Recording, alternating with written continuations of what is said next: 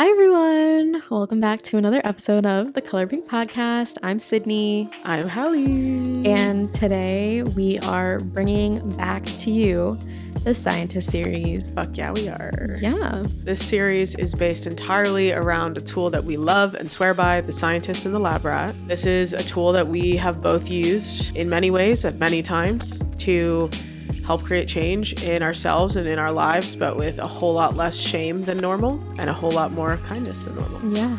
So we swear by it. Every episode is about one instance of us using the Scientist and the Lab Rat, one experiment that we've run, and today we are talking about one of my experiments. Yes. So Halle, Yes. tell us about your experiment. What is it? What does it entail? Listen, this is one of the experiments for which I don't yet have a fun name, but the experiment itself is good. In essence, this experiment is getting at the fact that I am a highly visual person and that maybe doing little spurts of something visual will help me get the things done that I want to get done. Yeah. So my hypothesis is that even though I'm an adult, I would benefit from doing worksheets. I'm having flashbacks of like the workbooks that, I mean, if you went to a rich school, you probably had a workbook. If you went to definitely had a workbook. A public school, you had a copy of a workbook. I had a copy. So did I. Of a workbook. A lot of copies. And yeah, I just remember like the printouts and like the little prompts and like things that you had to do, whether it's for math or English or science. I personally loved worksheets. Me too. I felt like I actually built understanding and habits doing them. So I was like, maybe I need adult worksheets, right? Yeah. But I'm like, I need adult worksheets on specific things I'm trying to accomplish. So for example, I need to clean my house. I started with a weekly chores. On this day I do this, on this day I do that, blah, blah, blah. That felt very rigid and I didn't see it getting done. Yeah. So I was like, maybe I need something different. Maybe I need a worksheet. What would a worksheet look like in this case? And so I made a floor plan of my house and a bunch of copies of it.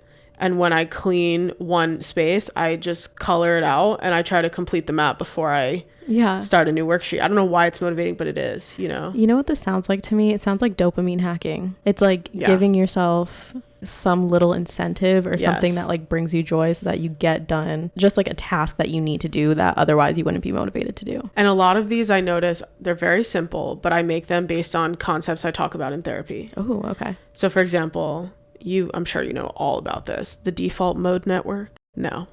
Okay. No. So you definitely know this because we talked about rigid neuroplasticity in my appointment today. I was like, wait a second. This sounds a lot like rigid neuroplasticity. I know a bitch that has that. What did your therapist say to that? She's like, oh my God, you do? And I'm like, yeah, Sydney. I'm like, do you want a bracelet? We sell bracelets with diagnoses. Fuck a Taylor Swift. I know, bro. The default mode network, I don't actually know what it means. It just means here's your default. The main idea is here's your brain. Here's the pathway that has a lot of traction because you've run it so many times. Mm-hmm. It's the existing belief, right? You have to create a new neural pathway. That's the whole point, whatever. Yeah. So she drew me this little diagram that is literally a circle and two lines. And here's the first thought, which is the default one. And here's the second one, which you're having on purpose. Mm-hmm. And I'm like, I could make that a worksheet. So now I need a worksheet that has a circle with two lines. And every time I see the opportunity to have a first thought on accident or on instinct and a second one on purpose, I'll take out a worksheet and write it in. Yeah. They're actually juvenile. Is that the word? Juvenile. They're child worksheet. I don't know. Yeah. But I mean, they do something for me. I don't know. I have worksheets for like the group therapy that I'm in. We have worksheets. It's very effective.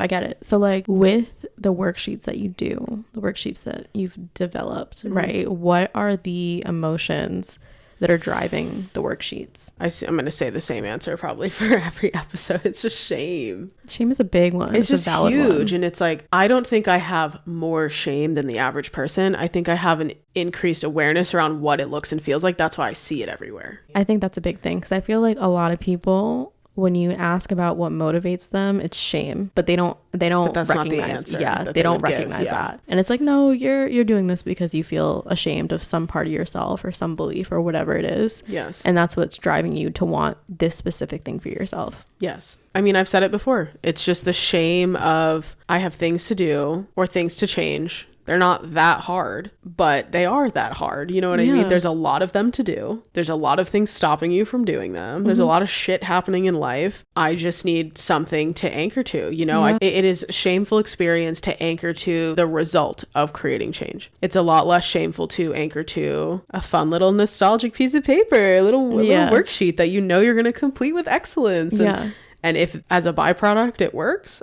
okay. Amazing. Works for me. I love it. Yeah. So how are you the scientist in this experiment? Like, what does that look like? I'm assuming it's probably crafting the worksheets. It's definitely crafting the worksheets. Yeah. It's also similar to the Alexa conversation we had previously. Ooh, okay. It's keeping my eye open for a new opportunity for a worksheet. So it's definitely like crafting the worksheets, figuring out what my cue is. So like when this thing happens, it's time for a worksheet. Not it's time to make a whole lifestyle change. It's just time for a worksheet. So deciding what those cues are and then tracking how they affect if I actually get things done. Ooh, okay. I love that for you. Thank you. Are you ready to talk about how you're the lab rat in the situation? I am. Is it fun being a lab rat? So it's both, right? Like that's something I want to get across. Not all these experiments are so fun and thrilling. You just have a range of experiences with being the lab rat because you give yourself permission to act natural, right? And so there are times where I will walk past the worksheet of my floor plan hanging up somewhere and I look at it and I'm like, fuck you, bro. I'm tired. I'm not scribbling none of these rooms tonight. Fuck you, bro. Yeah. But that's okay because the whole goal of the experiment is to introduce a new resource into my environment and see how I, the rat, interact with it and how it changes me. Do you get what I'm saying? Yeah. So there are times that I'm like, no, fuck that. I just look at it, fuck you. And then there are times that I'm like, oh my God, I would literally kill to get a purple marker and scribble the fuck out of my pantry right now. I gotta go clean my pantry. So the lab rat it's good, but that doesn't always mean I feel inclined to say yes to my worksheets. Yeah. I think also, and this is something that we've talked about in previous episodes, it's like there's also like the inclination to like step into being the scientist, the lab rat. Like you're constantly switching and evaluating. I'm a supply chain girly.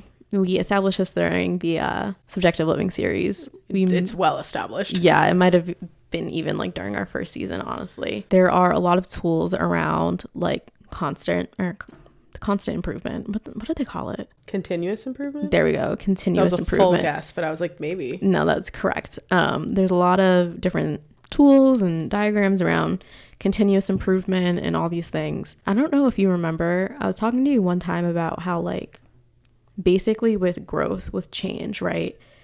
If you take it out of supply chain like I did and you apply it to life, you're consistently running experiments, seeing what works, and then you're doing a control portion of readjusting, pivoting to whatever the situation needs, right? And like we tend to look at it as just a circle. Like it's a very confined circle, like it's in the same spot. But like I almost look at the experiments that we're running as like every circle you're doing, you're almost like moving, you're progressing forward and up.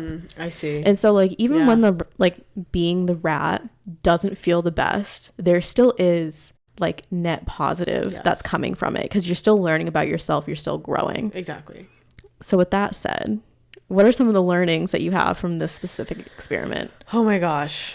One, I'm a rat. Rat girl. Keep us out of New York.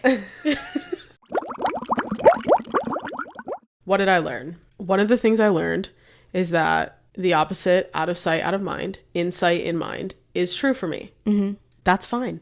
Not only do I need worksheets, I need them displayed somewhere in my house. Fine. I'm actually working on printing out a vinyl version of my floor plan to put on a piece of glass that I then color with an erasable marker so that I can literally display it and it doesn't just look janky. I love that. Okay. Yeah.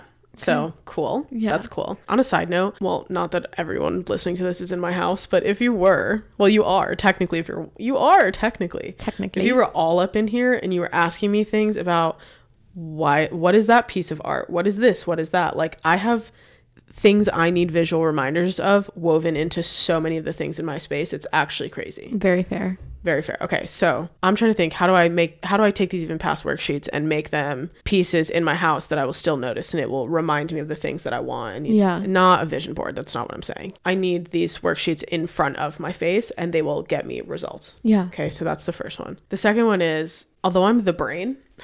I'm Pinky. Yes, although I'm the brain, only doing these exercises inside my mind is not nearly as effective for me as doing them outside my body.